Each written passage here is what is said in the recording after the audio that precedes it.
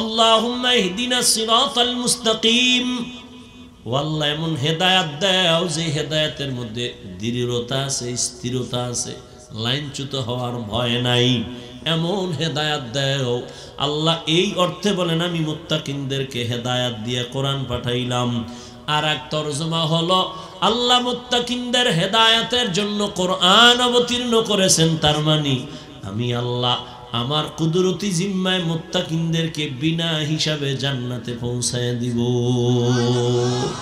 আতিনা ফি দারে দুনিয়া না হাসান, আতিনা ফি দারে উকবানা হাসান, ইয়া গিয়াসাল মুস্তাগীসিন ইহদিনা লিফতিখারা বিল উলুমে ওয়াল গিনা।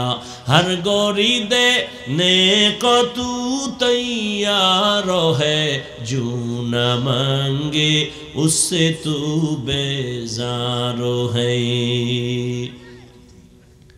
মুত্তাকিনদের দাম অনেক আল্লাহর কাছে বেশি। ইন্না আকরামাকুম ইনদাল্লাহি আতকাকুম। আল্লাহর কাছে দামি ওই বান্দা বান্দি যে সব থেকে বেশি আল্লাহকে ভয় করে, গুনাহ করে না। আল্লাহর ভয়ের অর্থ জীবন যাবে, গুনাহ ইচ্ছা করে করবে না। যদি ভুলেও গুনাহ হয় তওবা করতেও দেরি করবে না। আর এই মাকামটা অর্জন করার জন্য খাঁটি আল্লাহওয়ালার নেক নজর না থাকলে সম্ভব হবে না। আল্লাহর প্রিয় বান্দাদের নেক নজর অন্তরের মধ্যে ঢুকাও। আল্লাহওয়ালাদের নজর যত লাগবে তত পাওয়ার, তত পাওয়ার, তত পাওয়ার। পাক ভারত উপমহাদেশের মধ্যে সব থেকে বড় একজন বুজুর্গ আলেম আল্লাহওয়ালা হাকিমুল উম্মত, উম্মতের রুহানি ডাক্তার মুজাদ্দিদুল মিল্লাত শাহ আশরাফ আলী ফারুকি থানভী, তিনি বলেন আমার ক্লাসের সাথী ভাইরা আমাকে একদিন প্রশ্ন করলো, ও আশরাফ আলী ভাই, তুমিও বুখারী পড়ছো, আমরাও বুখারী পড়েছি, তুমিও মুসলিম তিরমিজি পড়েছো, আমরাও পড়েছি, তুমি যেই যে কিতাব পড়ে মাওলানা হয়েছো ওই কিতাব আমিও পড়ে মাওলানা হয়েছি, কিন্তু অন্তরে ভয়, প্রশ্ন দোলা দেয়, জবাব পাই না। তোমার কাছে এত মানুষ, এত আলেম ওলামা লাইনে দাঁড়ায়, তোমার পেছনে লোক আর লোক সিরিয়াল দিয়া দেখা করে, একই কিতাব পড়ে তুমিও মাওলানা আমিও মাওলানা, আমাদের কাছে কোনো মানুষ তো একবারও আসে না দোয়ার জন্য। হাকিমুল উম্মত কত সুন্দর জবাব দিলেন, তোমরা করো কুতুববিনী আর আমি আশরাফ আলী করি কুতুববিনী। মানে তোমরা দেখো কিতাব আর আমি দেখি কুতুব। আরো সহজ, তোমরা দেখো কিতাব আর আমি দেখি কিতাবওয়ালা। আমি দেখি কিতাবওয়ালা কুতুব, আমি কুতুবদের দেখি আর নেক নজর লাগাই। তাদের নেক নজর যত লাগবে ততই পাওয়ার বেড়ে যাবে। আল্লাহওয়ালাদের সাথে নেক নজর লাগাইয়া হৃদয়টাকে ভরপুর করিও। কয়দিন আর দুনিয়ার বাহাদুরি করবা? এরে যুবক, হায়াত আর কয়দিন? চোখের সামনে শুধু যুবকের লাশ আর লাশ আর লাশ, গাড়ির নিচে লাশ, পানির নিচে লাশ, ঘুমের বিছানায় লাশ, করোনায় কত লাশ, ডেঙ্গুর মহামারীর কত লাশ, ছাত্র জনতার বৈষম্য বিরোধী আন্দোলনে কত লাশ। ও আল্লাহর বান্দা, আজকে তোমার এত বয়ান কেন করতে হবে? তাবলীগওয়ালাদের মেহনত চলে, পীর মাশায়েখের মেহনত চলে, বক্তাদের মেহনত চলে, এত বয়ান এত বয়ান এত বয়ান, এরপরেও কেন নামাজ নাই, রোজা নাই, পর্দা নাই, দাড়ি নাই, টুপি নাই রে যুবক? কার পেছনে পইরা কোন স্বার্থে দাড়ি রাখো না বলো? কার পেছনে ঘুরে কি পাওয়ার আশায় নামাজ ছাড়ছো বলো? আমি বলে যাই, লিখে রাখ, যার পেছনে ঘুরো এরা সব চান্দাবাজ আর ধান্দাবাজ। যার পেছনে ঘুরতেছ না সব চান্দাবাজ আর ধান্দাবাজ, কেউ তোর আপন না। অসুস্থ হয়ে 1 সপ্তাহ বিছানায় পড়ে থাক, তোর খবর আর নিবে না। স্বার্থে আঘাত দিলে দেখবি দল থেকে নাম কাটবে না, কল্লা কেটে ফেলবে। এর নাম সোনার বাংলার রাজনীতি। ওই চান্দা বাজার ধান্দাবাজ, চান্দা দিবি শান্তি, চান্দা দিবি না তোরে সাইজ করে ফেলবে। অতএব যার পিছনে ঘুরা দাড়ি কাটছো, নামাজ ছাড়ছো, কেউ তোর আপন না। আল্লাহর জাতের কসম, এই জমিনে তোর কলিজার আপন নিঃস্বার্থ একমাত্র উলামায়ে কেরাম। ছাত্র জনতার বৈষম্য বিরোধী আন্দোলনে কই ছিল তোর নেতা? উলামায়ে কেরাম ছাত্রদের নিয়া জান বাজি রেখা ময়দানে আন্দোলনে নেমেছিল। ক্ষমতার চেয়ার দখলের জন্য নামে নাই। যদি তাই হইতো উপদেষ্টাদের নামাইয়া হুজুরেরা আন্দোলন করত আমগো বসা। কেউ হুজুর কিছু বলে নাই, তবে বলছে আমরা এই জাতি নিয়ে মাথা ঘামাই, এই জাতির জুলুম থেকে বাঁচাইছি, আবার জুলুম করবি, আবার আন্দোলন হবে। তুই নামাজ পড়নি, কয় না। এই বলিয়া সি করে তারায় দেয় না, হাত বাড়ায় বুকে লাগাইছে, বলে নাই তোর পোশাকের থেকে গন্ধ আসে, তুই তো প্রস্রাব করে পানি লও না, তুই ঠিক মতো গোসল করো না। এগুলো ভাইবা কোনো আলেম তোমাকে সালাম থেকে ফিরায় নাই, বুকে লাগানো বন্ধ করে নাই, বরং কলিজা দিয়া দোয়া করে, মোহাব্বত করে, কোন দিন তুমি একটু নামাজের মুসাল্লায় দাঁড়ায় যাইবা। বিনিময় কিছু চাইছে? সরকারি চাকরি করে, বেসরকারি চাকরি করে, ডিউটি কয় ঘন্টা করে? 8 ঘন্টা, বেতন কত?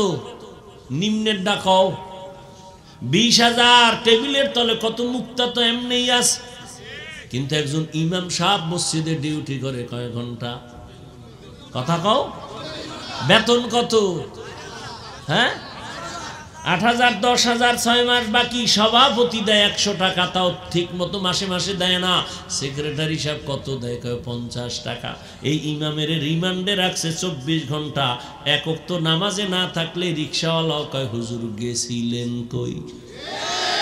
হুজুর কয় কে তুমি? আমি রিক্সার ড্রাইভার। এত ফাওয়ার কেন? কয় 5 টাকা মাসে বেতন দেই। এই ফাওয়ার, এরম বেয়াদব নাই? এরপরও কি ইমাম সাহেব কোনোদিন গালি দিছে কেউ রে? মোনাজাতে বড় দোয়া করছে, কলিজা দিয়া দোয়া করে, ও আল্লাহ এলাকায় শান্তি দাও, ব্যবসা যারা করে বরকত দাও, চাকরি যারা করে বরকত দাও, অসুস্থ রোগীরে মাফ করো, সুস্থ বানাও, কবরওয়ালাদের জান্নাত দাও। কেমনে কেমনে দোয়া করে দেখছেন? এ টাকা দিয়ে কিনা যায়? আহ, চিনলেন না সে আলেমদের? যদি চিনতেন বিরোধিতা করতেন না। 13 বছর নবীরে দেখলো, কালেমা পড়ে না। আর 27 বছরের যুবক নবীকে জবাই করার জন্য দৌড়ায়। রহমতের নবীকে দেখা মাত্র কালেমা পড়ে তরবারি নিয়ে দাঁড়ায় গেল। বাইতুল্লাহর হাতিমে দাঁড়ায় বলে, এই মুশরিক কাফেরের দল, আমি 40 নম্বরের মুসলমান, নবীর হাতে 39 জন মুসলমান বর্তমানে আছে, আমি 40। মহিলা মুসলমান আছে 11 জন, আমি 40-এর কোঠা পূরণ করে দাঁড়ায় গেলাম। 5 মিনিট আগেই তরবারি ছিল মুহাম্মদের দুশমন, এখন তরবারি মুহাম্মদের বন্ধু। আয়, কোন বেঈমান যদি মুহাম্মদের বিরোধী থাকো সামনে দাঁড়া, মুহাম্মদের প্রয়োজন নাই, আমার তরবারি তোমার জন্য যথেষ্ট। এর নাম হেদায়াত। হাতের মুষ্টির মধ্যে পাথর নিয়ে কয়, ভাতিজা মুহাম্মদ যদি বলতে পারো কি আছে? নবী কয় কেন? বলতে পারলে আমি এখন তোমারে পুরস্কার দিব। বলে কি? কয় নবী মানবো, কালেমা পড়বো। রহমতের নবী বলেন, আমি বলতে জানি না। কেন জানো না রে ভাতিজা? বলে আমি গাইবের মালিক না। গাইবের মালিক কে? কুল লা ইয়ালামু মান ফিস সামাওয়াতি ওয়াল আরদিল গায়বা ইল্লাল্লাহ। হে নবী, আপনিই বলে দেন আসমানের বাসিন্দারা কেউ গায়ব জানে না, জমিনের বাসিন্দারা কেউ গায়ব জানে না। কে জানেন?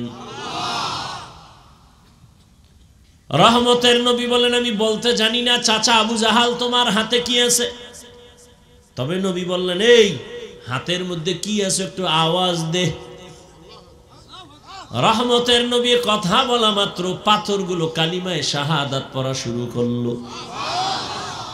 আবু জাহিল্লা পাথর দি মাটিত ফালায়, তুমি এত বড় জাদুকর, এটা তো আগে জানতাম না। মান ইয়াহদিল্লাহু ফাহুয়াল মুহতাদ ওয়া মান ইউদ্লিল ফালান তাজিদা লাহু ওয়ালিয়াম মুরশিদা। কপাল বড় খারাপ, মাওলায় কানে ধরে ওয়াজের প্যান্ডেলে নিয়ে আসছে, কিন্তু কপাল খারাপ, এই বেহেশতের বাগানে ঢুকতে পারে না। দোকানে বয়া কবিরা গুনাহ করে আর গল্প করে। আল্লাহ নিয়ে আসছেন, প্যান্ডেলেও বসাইছেন, কিন্তু কপাল খারাপ। কলবের দরজাটা দিয়া বয়ান ঢুকাইবে, কিন্তু মোবাইল সামনে লইয়া কলবের দরজা বন্ধ করে রাখছে।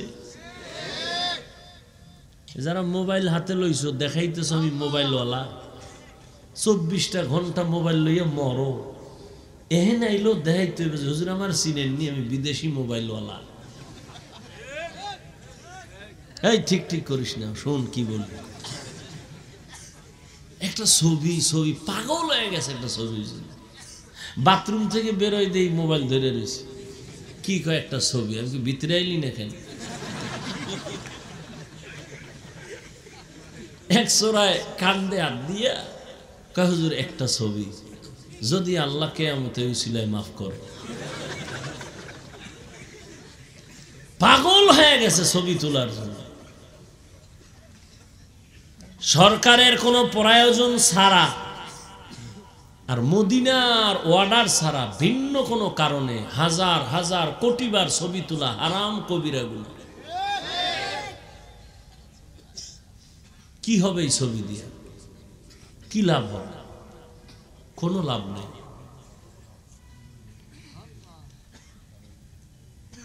বরং রহমতের নবীর আদর্শ মতো চলো, জীবনটা ধন্য হয়ে যাবে।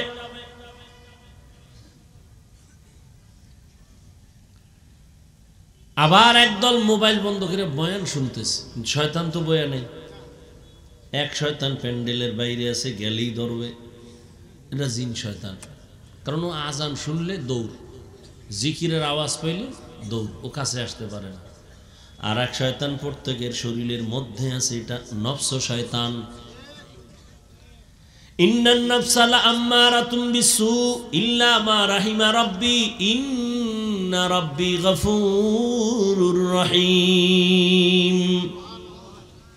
ইউসুফ নবী বলে, এই শয়তান আমারেও ধাক্কা দেয়।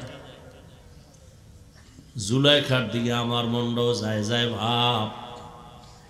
ইল্লা মা রাহিমা রাব্বি, রব আমাকে হেফাজত করেছেন, যে কারণে আমি অন্ধকার রুমের মধ্য থেকে জুলাইখার অপকর্ম থেকে নিজেকে বাঁচায় ফেললাম। আল্লাহর দয়া ছাড়া হয় নাই।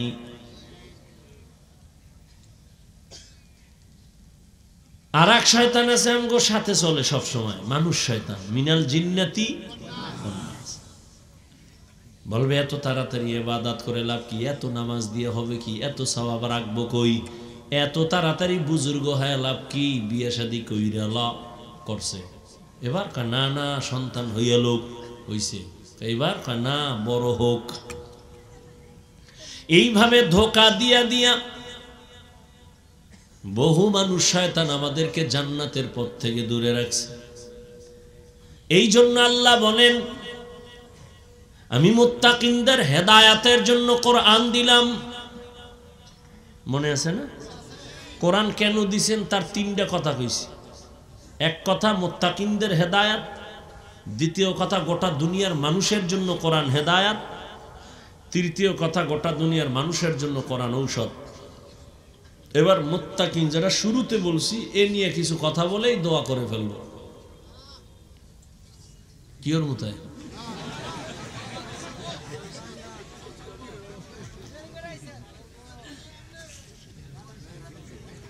মুত্তাকি কারা? যার মধ্যে থাকে তাকওয়া। তাকওয়া মানে আল্লাহর ভয়। কার ভয়? এই যে ভয়টার নাম তাকওয়া, ভয়টা থাকে অন্তরে। কোথায়? যার অন্তরে থাকে তার নাম কি?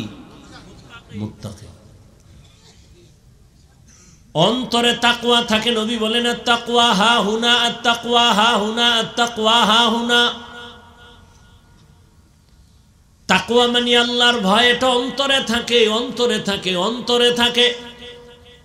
থাকে মানে জন্মলগ্ন থেকে থাকে না, এটা অর্জন করা লাগে।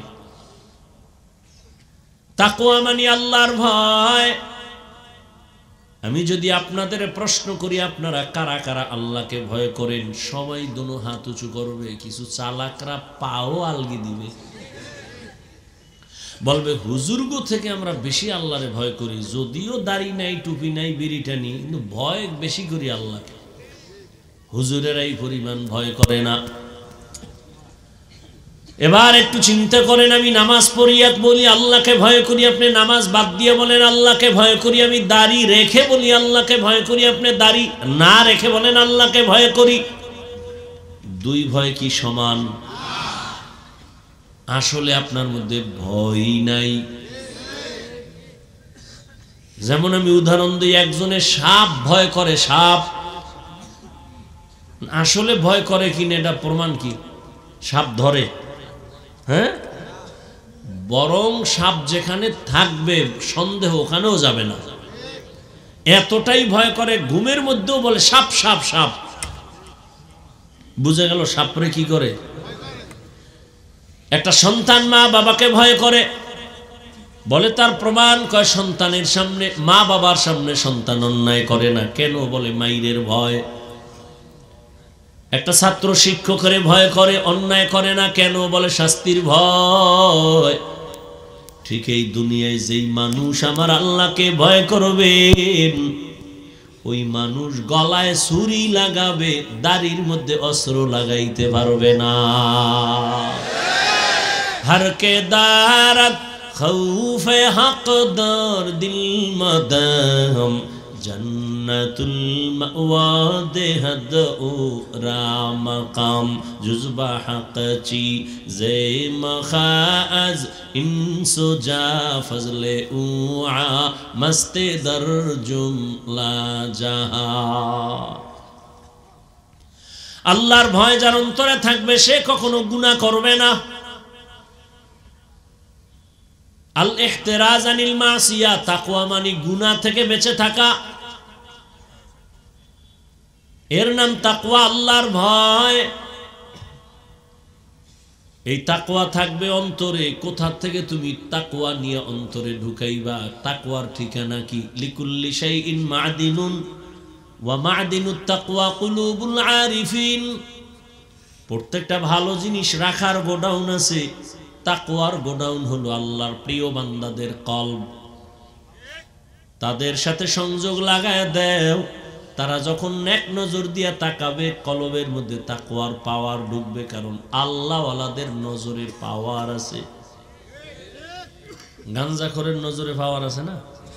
একটা গাঞ্জাখোর বেনামাজি, খুব খেয়াল করো, গাঞ্জাখোর বেনামাজি দেখ গাভীর দুধ দোয়াইতেছে, একজনে বালতি ভরে গেছে 20 কেজি। ও কপাল হাত দিয়ে কয় ওরে দুধ, পরের দিন 1.5 কেজি। আছে না ভাই?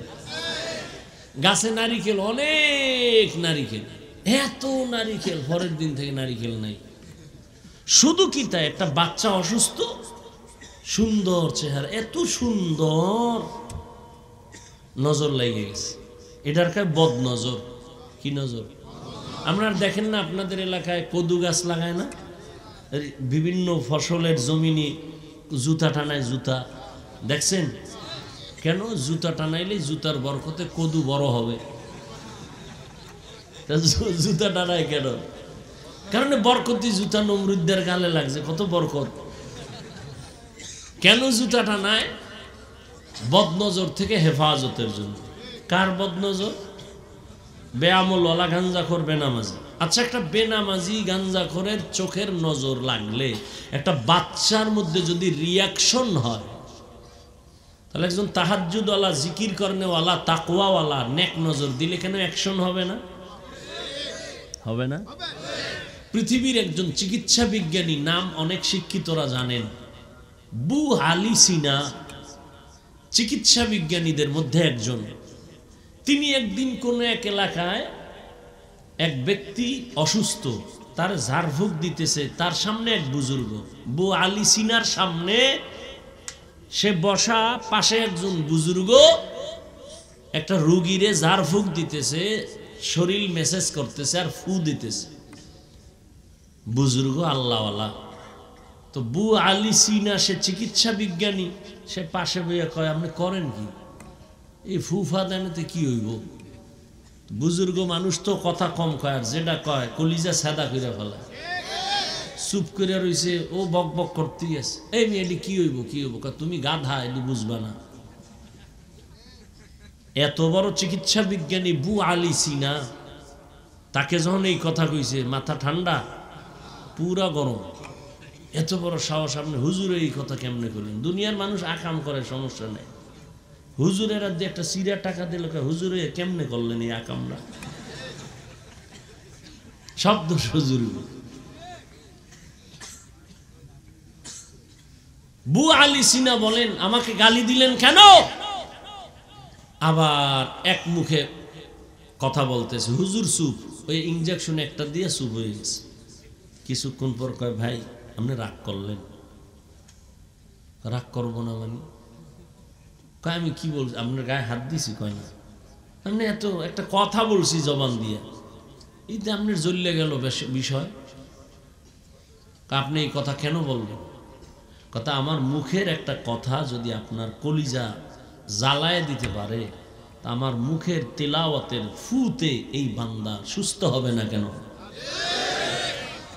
আউলিয়ারা কারে উকবা ইখতিয়ার, জাহেলারা কারে দুনিয়া ইখতিয়ার। নজর তো আল্লাহওয়ালাদের জবানে, নজরে পাওয়ার আছে না নেই? এই পাওয়ারের নাম কোরআনের ভাষায় ফুরকান, হাদিসের ভাষায় পাওয়ারের নাম ফেরাসাত। ইয়া আইয়ুহাল্লাযীনা আমানু ইন তাত্তাকুল্লাহ ইয়াজআল লাকুম ফুরকানা। قال النبي صلى الله عليه وآله وسلم اتقوا فراسة المؤمن فإنه ينظر بنور الله। আল্লাহ কোরআনে বলেন, যারা তাকওয়ার উপরে মুজাহাদা করে, আমি আল্লাহ তাদেরকে পাওয়ার দান করি। ওই পাওয়ারের নাম হলো ফুরকান। মা মানাল ফুরকান হুয়া নূরুম মিন ইলাহি। আল্লাহর দেওয়া নূরের একটা আলোর নাম ওই পাওয়ার, আল্লাহর দেওয়া নূর। নবীজি হাদিসে বলেন, তোমরা ভয় আর সতর্ক থাকো, আল্লাহর প্রিয় বান্দাদের ফেরাসাতের পাওয়ার বড় মারাত্মক। তোমরা যা দেখো না, আল্লাহর প্রিয় বান্দারা সব কিছু তা দেখতে পায়। চামড়ার চোখ দিয়া দেখে না, আল্লাহর নূরের পাওয়ার দিয়া দেখেন। খলিফাতুল মুসলিমিন ওমর ফারুক রাদিয়াল্লাহু তাআলা আনহু, তিনি খুতবা দিতেছেন, হঠাৎ একটা অপ্রাসঙ্গিক আওয়াজ দিলেন জবানের দ্বারা, ইয়া সারিয়াতাল জাবাল, ইয়া সারিয়াতাল জাবাল, ইয়া সারিয়াতাল জাবাল। ও সারিয়া, পাহাড় পাহাড় পাহাড়।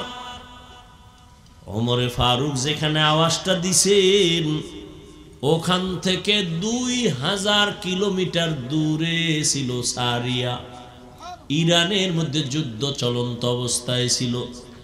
সারিয়াকে জিজ্ঞাসা করা হলো, ও সারিয়া, ওমরের আওয়াজটা তুমি শুনছো কিনা বলো। বলে, হ্যাঁ, কাছে বৈশা যেমন শোনা যায় এমনই আমি শুনতে পেয়েছি। আল্লাহ পাক রব্বুল আলামিন আল্লাহর প্রিয় বান্দাদের পাওয়ার দান করেন, তাকওয়ার পাওয়ার। এদের নেক নজর লাগাইও অন্তরে তাকওয়া আল্লাহর ভয় চলে আসবে। আর যাদের অন্তরে আল্লাহর ভয় চলে আসবে ওই বান্দা কখনো গুনার কাছেও যাবে না। তাহলে এতক্ষণ আলোচনায় কি বুঝলাম? তাকওয়া যার অন্তরে থাকে সে মুত্তাকি। মুত্তাকি মানে সে গুনাহ করে। এবার আমাকে বলেন তো, যে গুনাহ করে না সে কি হেদায়েতের উপরে আছে না নাই? বলেন। তাহলে যে গুনাহ করে না সে তো হেদায়েতের উপরে আছে, সে তো হেদায়েতের উপরে থাকার কারণে সে মুত্তাকি, ঠিক না? কোরআন কেন বলল মুত্তাকিনদের হেদায়েতের জন্য কোরআন দিলাম? মুত্তাকিন তো হেদায়েতের উপরেই আছে। কোরআন শরীফ আবার কিসের হেদায়েত করবে মুত্তাকিনদের? কথা বুঝেন নেই? মুত্তাকিন কারা? যারা গুনাহ করে না। তো যে গুনাহ করে না সে তো হেদায়েতের উপরে আছে, সে তো মুত্তাকি। হুদাল্লিল মুত্তাকিন, মুত্তাকিনদেরকে কোরআন হেদায়েত করবে, তার মানে সে তো হেদায়েতের উপরেই আছে। এর দুই জবাব। এক নাম্বার জবাব, হেদায়েতের উপরে থাকাটা সফলতা না, বরং অনেক অনেক অনেক অনেক সীমাহীন ভয়, না জানি কখন আবার লাইন থেকে পড়ে যায়। এই ভয় নাই? বড় বড়রাও কিন্তু লাইন থেকে পড়ে গেছে। ইতিহাস আমাদের নজরে অভাব নাই, ভালো মানুষও লাইন থেকে পড়ে গেছে। পৃথিবীর একজন জগৎ বিখ্যাত আল্লাহর প্রিয় বান্দা জুনায়েদ বাগদাদি রহমাতুল্লাহ আলাইহি নাম শুনছেন? তার একজন সাথী ভাই আরো বড় ইলম ওয়ালা বুজুর্গ শায়েখ শিবলি রহমাতুল্লাহ আলাইহি। জুনায়েদ বাগদাদি কেমন মনে হয়? ভালো মানুষ না? কি সন্দেহ আছে? শিবলি বলেন না কেন? আচ্ছা, এই ভালো মানুষগুলো কত দামি, এদের পীর কেমন হইতে পারে? আরো ভালো। সেই পীরকে তদানীন্তন সময় ইরাকে তার খানকা ফরাত নদীর পাড়ে মুরিদের সংখ্যা সেই সময়ে 40,000। মুরিদগুলোর সাইজ কেমন? দাড়ি কেমন না, সুদখোর, ঘুষখোর। জুনায়েদ বাগদাদি তার মুরিদ। এই জুনায়েদ বাগদাদির পীর, এইরকম মুরিদ আছে 40,000। পীরটা কেমন? এক টানা 30,000 হাদিস সনদ সহ মুখস্থ। কয় হাজার? যেই লোকটা 30,000 হাদিসের হাফেজ, কি মনে হয় সে কোরআনের হাফেজ না? বলেন না কেন? এত বড় একজন আল্লাহওয়ালা, নাম হলো আবু আব্দুল্লাহ উন্দুলুসি রহমাতুল্লাহ আলাইহি। এই বান্দা ইতিহাস আমি বলবো না, এক পর্যায়ে গিয়া সে লাইনচ্যুত হয়ে গেছিল। জুনায়েদ বাগদাদির কাফেলা, শায়েখ শিবলির কাফেলা কান্না করে করে দীর্ঘ 1 বছর পরে আবার আল্লাহ ফিরাই দিছে। কেমন লাইনচ্যুত হয়েছিল? 24 ঘন্টা পাগড়ি মাথায়, এডি ফালাইয়া প্যান্ট শার্ট টাই লাগাইয়া মাথায় ক্যাপ লাগাইছে খ্রিস্টানের। বিস্তারিত ঘটনা বলার সময় নেই। তাহলে মুত্তাকিনরা তো হেদায়েতের উপরে আছে, তবে ভয় কখন যেন লাইনচ্যুত হয়ে যায় বলা যায় না।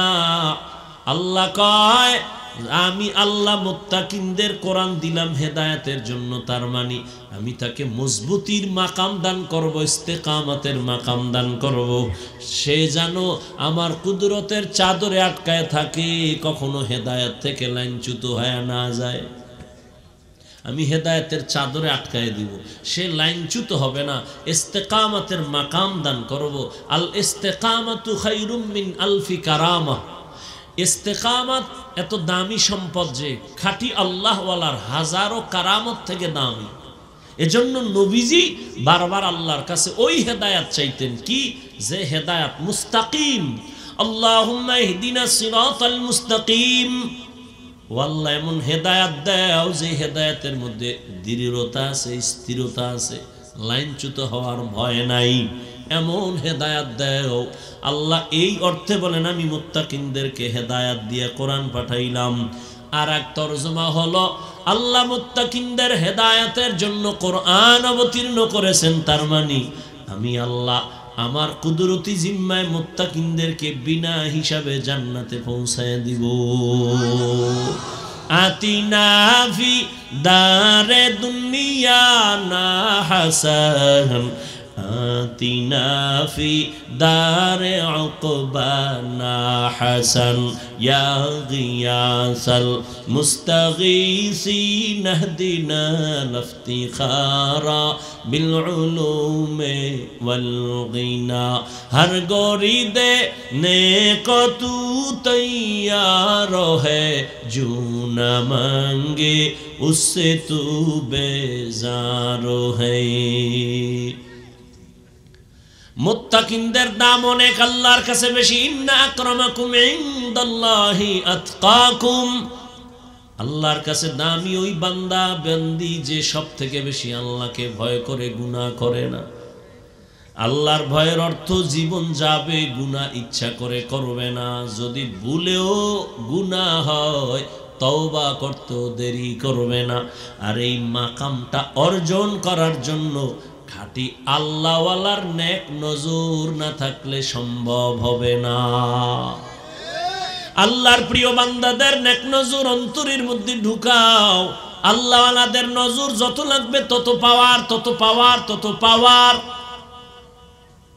পাক ভারত উপমহাদেশের মধ্যে সব থেকে বড় একজন বুজুর্গ আলেম আল্লাহওয়ালা হাকিমুল উম্মত, উম্মতের রুহানি ডাক্তার মুজাদ্দিদুল মিল্লাত শাহ আশরাফ আলী ফারুকি থানভী, তিনি বলেন আমার ক্লাসের সাথী ভাইরা আমাকে একদিন প্রশ্ন করলো, ও আশরাফ আলী ভাই, তুমিও বুখারী পড়ছো, আমরাও বুখারী পড়েছি, তুমিও মুসলিম তিরমিজি পড়েছো, আমরাও পড়েছি, তুমি যেই যে কিতাব পড়ে মাওলানা হয়েছো ওই কিতাব আমিও পড়ে মাওলানা হয়েছি, কিন্তু অন্তরে ভয়, প্রশ্ন দোলা দেয় জবাব পাই না। তোমার কাছে এত মানুষ, এত আলেম ওলামা লাইনে দাঁড়ায়, তোমার পেছনে লোক আর লোক সিরিয়াল দিয়া দেখা করে, একই কিতাব পড়ে তুমিও মাওলানা আমিও মাওলানা, আমাদের কাছে কোনো মানুষ তো একবারও আসে না দোয়ার জন্য। হাকিমুল উম্মত কত সুন্দর জবাব দিলেন, তোমরা করো কুতুববিনী আর আমি আশরাফ আলী করি কুতুববিনী। মানে তোমরা দেখো কিতাব আর আমি দেখি কুতুব। আরো সহজ, তোমরা দেখো কিতাব আর আমি দেখি কিতাবওয়ালা। আমি দেখি কিতাবওয়ালা কুতুব, আমি কুতুবদের দেখি আর নেক নজর লাগাই। তাদের নেক নজর যত লাগবে ততই পাওয়ার বেড়ে যাবে। আল্লাহওয়ালাদের সাথে নেক নজর লাগাইয়া হৃদয়টাকে ভরপুর করিও।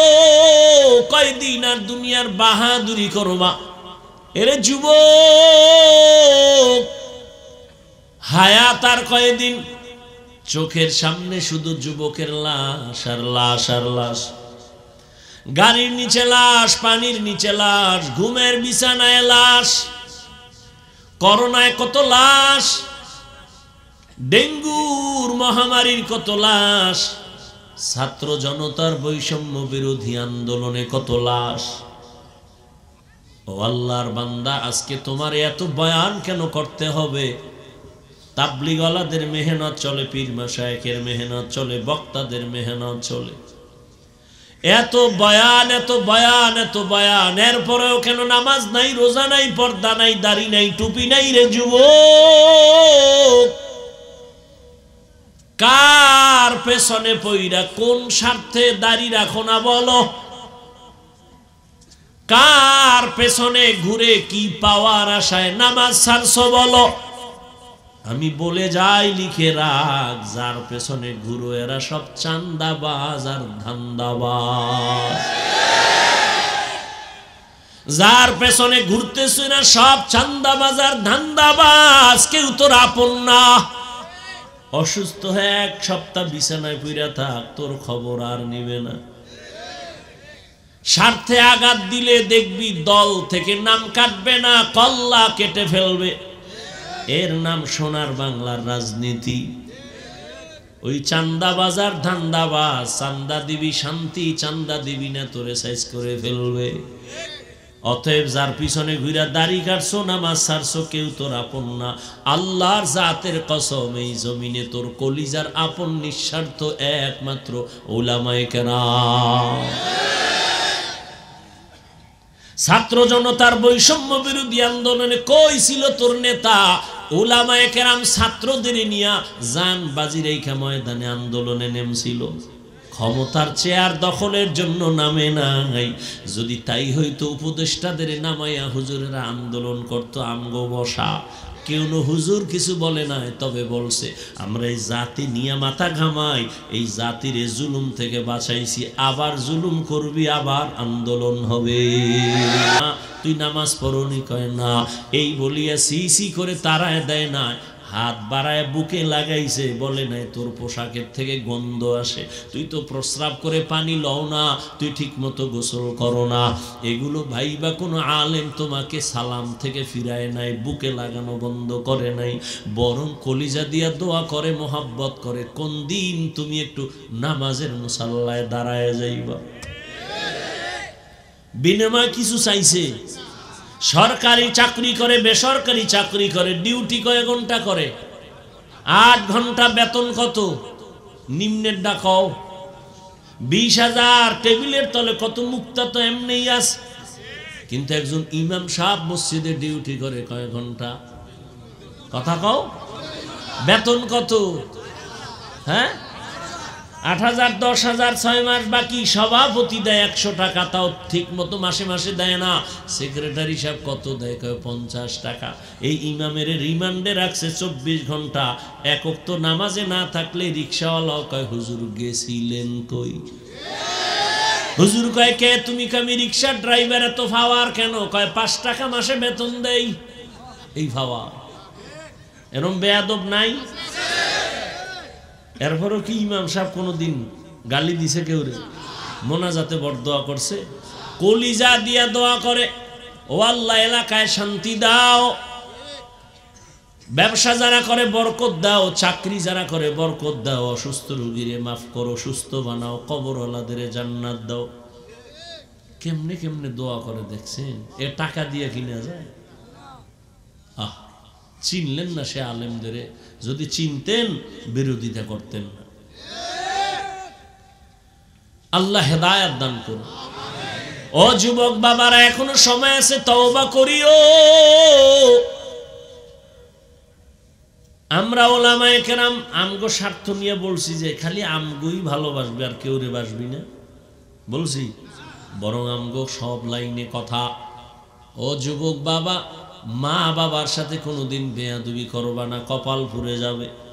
শিক্ষকের সাথে বেয়াদবি করবা না, শিক্ষার হালাত বরকত থেকে বঞ্চিত হয়ে যাবা। উলামায়ে কেরামের দোয়া নিয়ে সামনে আগাও। এবার একটু বাস্তবে দেখো তাকাইয়া, আমার কথাগুলো একটু নজর দাও। আমি এতক্ষণ বয়ান করলাম, একজনকেও হুজুর বলার বানানোর জন্য কিছু বলি নাই যে হুজুর হও, স্কুল ছাড়ো, মাদ্রাসায় যাও, টুপি লাগাও। বরং আমি বলছি বাবা, তুমি যেই লাইনে থাকো, স্কুলে পড়ো, কলেজে পড়ো, চাকরি করো, ব্যবসা করো, কোনো বাধা নাই। একজন ডাক্তার হও, ইঞ্জিনিয়ার হও, প্রফেসর হও, ব্যবসায়ী হও, চাকরিজীবী হও। তবে অনুরোধ করে বলবো, বেয়াদব হইও না। তোমার ব্যবহারে কোনোদিন যেন মা বাবা কষ্ট না পায়, আলেম কষ্ট না পায়, শিক্ষক কষ্ট না পায়। কারণ মা বাবার অন্তরে কষ্ট দিবি, জীবনে কোনোদিন ডাক্তার হইয়াও শান্তি নাই। তাসনিমার মতো জুতা খায়া পালানো লাগবে। ডাক্তার হলে আদর্শমান ডাক্তার হও, আদর্শমান ইঞ্জিনিয়ার হও, আদর্শমান প্রফেসর হও। লেখাপড়া করিও, মরিয়া গেলেও যেন মানুষ তোমার আদর্শ দেখে দোয়া করে। এবার দেখো তো, তোমার লাইনে জীবনে কোনোদিন মাদ্রাসায় পড়ে নাই, আলিফ বা তাও পড়ে নাই, একটু সত্য কথা বলো, তোমার মতো লাইনে থাইকা, জেনারেল লাইনে থাইকা নামাজ পড়ে দাঁড়িয়ে রাখে এমন লোক আসেনি? আর জীবনে তোমার কোনো অজের দরকার নাই, তুমি এই কথাটাই নিজেরে জিজ্ঞাসা করো। এরে মন, তোর কপাল এত খারাপ কেন? তোমার মতো যুবক স্কুল কলেজে পড়ে, নামাজ পড়ে, দাড়িওয়ালা, অভাব নাই। র্যাব, আর্মি, পুলিশ, বিডিআর চাকরি করে, ওসি, ডিসিএসপি, অভাব নাই। ডাক্তার, প্রফেসর, ইঞ্জিনিয়ার, নামাজি, দাড়িওয়ালা, রাস্তায় গাড়ি চালায়, নামাজ ছাড়ে না, দাড়ি কাটে না। তুমি কেন পারবা না? কত ব্যবসায়ী হালাল ভাবে চলে, মিথ্যা বলে না, নামাজ ছাড়ে না, তুমি কেন পারবা না? ও আল্লাহর গোলাম, নজর করে দেখো কত চাকরিজীবী নামাজ ছাড়ে না। ওই সেদিন এক আর্মি পর্যন্ত কয়, আমি চাকরি ছাইরা দেওয়ার সিদ্ধান্ত নিয়ে আসছি, হুজুর দোয়া কইরেন আল্লাহ যেন হালাল রিজিক দেয়। এই সময় সেনাবাহিনীর পাওয়ার কত, তুমি ছাড়লা কেন বাবা? কয় আমারে দাড়ি কাটতে কয়, আমি চাকরি ছাড়তে রাজি, দাড়ি কাটতে রাজি না। তোমারে পাও দইরা দইরা বয়ান করি, আমি দাড়ি কাটলে লজ্জা পাই। তুমি কেমন মুসলমান যে দাড়ি রাখতে লজ্জা পাও? তোমার মুসলমান দাবি করতে কিছু বেয়াদব আছে আবার দাড়ি না রাখলে অসুবিধা কি, টুপি না পরলে অসুবিধা কি? পৃথিবীর নিকৃষ্ট বেয়াদব মুসলমানের সন্তান। এই প্রশ্ন আসবে কেন? কোন বেঈমানের বাচ্চা এই প্রশ্ন তোর অন্তরে ঢুকাইছে? মন থাকবে দুর্বল, হুজুর পাইলে দোয়া চাবে, হুজুর পারি না দাড়ি রাখতে, নামাজ পড়তে, একটু দোয়া কইরেন, চেষ্টা করবে। এটা মুসলমান হিসেবে কথা? কত বড় বেয়াদব, কত বড় কুলাঙ্গা যে প্রশ্ন তুলে না রাখলে অসুবিধা কি? তো কিয়ামতের দিন যদি রসুল তোকে বলে দেয়, এই বেঈমান, তোর মতো বেয়াদব আমি রসুলের উম্মত না হইলে অসুবিধা কি? ভাগ। কত বড় কুলাঙ্গা! আপনি দাড়ি রাখেন না, আপনারা কেউ গালি দিছে, তো মনটা আপনি নরম রাখবেন যে হুজুর রাখা দরকার, পারি না, দোয়া করেন। এটাই তো মুসলমানের কথা। প্রশ্ন আসবে কেন? না রাখলে অসুবিধা কি? এটা কি তোমার বাবার কোনো সম্পদ? মন চাইলে রাখবা, মন চাইলে রাখবা না। তা তুমি কালেমা বাদ দিয়ে ভিন্ন ধর্মে চলে যাও, তোমার সাথে কোনো দ্বন্দ্ব হবে না। দাবিও করবা নবীর উম্মত, ক্ষতি করবা রসুলের আদর্শের, এই সুযোগ তো আমরা সুস্থ থাকতে দিতে পারি না। অন্যায় করো, দুর্বল থাকো, দোয়া চাও, মা বাবার দোয়া নাও, শিক্ষকের দোয়া নাও। জেনারেল লাইনে তোমার মতো হাজারো বান্দা আছে দাড়িওয়ালা, নামাজি। ঢাকা কলেজে যাও, জাহাঙ্গীরনগরে যাও, কলেজের ছেলে পাগড়িওয়ালা, দাড়িওয়ালা, পিছন থেকে তাকাইলে মনে হয় মসজিদের কোনো খতিব। কিও তোমার এই রং কেন? কয় আলেমের নেক নজর লাগছে, তো রং পাল্টায় গেছে। উলামায়ে কেরামের নেক নজর নিয়ে এখনো সময় আছে, সামনে আগাও। আবারও বলে গেলাম, ডাক্তার হইও, তবে আদর্শবান ডাক্তার হইও। মা বাবারে কষ্ট দিও না, শিক্ষকের সাথে বেয়াদবি করিও না, উলামায়ে কেরামের বিরোধিতা করে নিজের জীবনটাকে নষ্ট করিও না রে বাবা। এখনো সময় আছে, তওবা করে নাও। তবে এটাও সত্য, শুরুতেই বলেছিলাম, নবীরে দেখছে 13 বছর, কালেমা পড়ে নাই, আর নবীরে জবাই করতে এসে কালেমা পড়ছে, এর নাম কফাল। এখানে আবু জাহালওয়ালা কিছু মানুষের অন্তর পাথরের মতো শক্ত, কোনো বয়ানে দিল নরম হবে না, বরং বাইরে গিয়ে আরো সমালোচনা কইরা কপালটারে আরো ঘুরবে। আর একদল ওমরের মেজাজওয়ালা গুনার কথা স্মরণ করে একা একা কান্না করবে, ও আল্লাহ, জীবনে তো কম নামাজ সারি নাই, কম বেপরদায় চলি নাই। ও আল্লাহ, জীবনে গোপনে কত রাত্র মোবাইল সামনে নিয়ে কবিরা গুনাহ করেছে। ও যুবক, দুইটা পা ধইরা তোমার কাছে আমি জিজ্ঞাসা করতে চাই, জীবনে তো কম দাড়ি কামাও নাই, বলো আর কতবার দাড়ি কাটলে তোমার মনের আশা মিটবে, তারপরে তওবা করবা? আর কতবার পার্কে পার্কে ঘুরলে তোমার মনের আশা পূরণ হবে, তারপরে তওবা করবা? জীবনে আর কত রাত্র মোবাইলে গুনাহ করার পরে তোমার মনের আশা মিটবে, তারপরে তওবা করবা? জীবনে আর কত মেয়ের চরিত্রের উপরে হামলা করার পরে তোমার মনের আশা মিটবে, তারপরে তুমি তওবা করবা? তোমার হায়াত আছে কয়দিন জানো? কত যুবক ঘরের বিছানায় দরজা বন্ধ বন্ধ করে ঘুমায় গেছে। সকালবেলা মা ডাকছে, বাবা ওঠো নাস্তা করো। দেখে দরজা খুলে না, মা চিৎকার দিয়ে বলে সন্তান আর জিন্দা নাই। ঠিকই দরজা ভেঙ্গে দেখে সন্তান এক ঘুমে চির ঘুম হয়ে গেছে। সকালবেলা সন্তান বলে, আম্মু বাইক লইয়া যাইতেছি, একটু ওই চনপাড়া বাজারে যাইতেছি, আমার এক বন্ধুর সাথে দেখা করার জন্য। আসবি কখন? কয় 1 ঘন্টা পরে। 3 ঘন্টা পরে টেলিফোন আসছে। মা টেলিফোন ধইরা কয়, কই বাবা? কয়, বাবাকে তুমি কে? বলে এই মোবাইলওয়ালার মা। বাবার কাছে দাও। বাবারে ধইরা কয়, তাড়াতাড়ি কইয়াছো ছেলের লাশটা তাড়াতাড়ি নিয়ে যাও। গাড়ির সাথে ধাক্কা লাইগা তোমার সন্তান রাস্তার পাশে, বাইক ধ্বংস হয়ে গেছে, সন্তানও মরে গেছে। এমন হয় না? এরে যুবক বাবা, কয়দিন আজকে তুমি এখানে সুস্থ তাজা, আগামীকাল তুমি কবরের যাত্রী হতে পারো, পারো না? এই ভয় নিয়ে যদি রাতের বেলা ঘুমাও, যে ঘুমের মধ্যে যদি আজরাইল আসে, এই চিন্তা কইরা যদি ঘুমাইতি, কানের মধ্যে গানের তার লাগায় ঘুমাইতে পারতি না। আজরাইল আইসা যদি দেখে তোর কানের ভেতরে গানের তার লাগানো, একটু চিন্তা করো মুসলমান হিসাবে আমার আল্লাহর কাছে কি জবাব দিবা? ও যুবক, আমিও তো তোমার মতো প্যান্ট শার্ট টাই পরে যদি দাড়ি কেটে রাস্তায় ঘুরতাম, কেউ আমারে বাধা দিত না রে বাবা। কিন্তু এত কষ্ট, এত গালি, এত বিরোধিতার পরে কেন এই লাইন ছাড়ি না? আল্লাহর কোরআন সত্য, গুনাহগারের জন্য জাহান্নাম তাও সত্য, নেক আমলওয়ালার জন্য জান্নাত। ও আল্লাহর বান্দা, আমরা নবীর আদর্শ মানার কারণে সম্মান তো কমে নাই। ও যুবক, এখনো সময় আছে, তওবা করো। পর্দার আড়ালের মা বোনেরা, আপনাদের মতো ধন্য কে আছে? আপনারা সাহাবায়ে কেরামদের মায়ের মতো দামি মা, আম্বিয়ায়ে কেরামদের মায়ের মতো দামি মা। আপনারা তো আয়েশা রাদিয়াল্লাহু আনহার মতো দামি নারী, ফাতেমা রাদিয়াল্লাহু আনহার মতো দামি নারী, খাদিজা রাদিয়াল্লাহু আনহার মতো দামি নারী, ইসমাঈল নবীর মা হাজেরা আলাইহিস সালামের মতো দামি নারী, ঈসা নবীর মা মারিয়াম আলাইহিস সালামের মতো দামি নারী। আরে আম্মা জান, এই জমিনে এক নিকৃষ্ট বেঈমান ফেরাউন, জানেননি তার নাম? এই বেঈমান ফেরাউনের স্ত্রীর নামটা কি জানেন? আরে আম্মা জানেরা, এত বড় বেঈমান ফেরাউন মিশরের চেয়ারে বসে আল্লাহর বিরুদ্ধে গিয়া নিজের খোদা দাবি করলো, অথচ তার ঘরে তার আপন স্ত্রীর পাওয়ার কত। কিন্তু সব কিছু লাথি মেরে ওই আসিয়া আল্লাহর পেয়ারা বান্দি হয়ে জান্নাতি হলো। নবীজি বলেন, কিয়ামতের দিন জান্নাতে আসিয়ার সাথে আমার বিবাহের ব্যবস্থা হয়ে যাবে। আরে আম্মা জানেরা, আপনার স্বামী তো ফেরাউনের মতো খারাপ না। আপনি কি পারতেন না নামাজ পড়ে আপনার স্বামীর জন্য দোয়া করতেন? ও আল্লাহ, আমার স্বামী দিন নাই রাত নাই কষ্ট করে নিজের শান্তির জন্য না, যত কামাই রুজি করে সব আমাদের শান্তির জন্যই করে। ও আল্লাহ, তুমি হেফাজত করো, কামাইতে বরকত দান করো। স্বামী ঘরে আসলে সালাম দিতেন, আর নামাজের জন্য বলতেন, নামাজ পড়ার জন্য।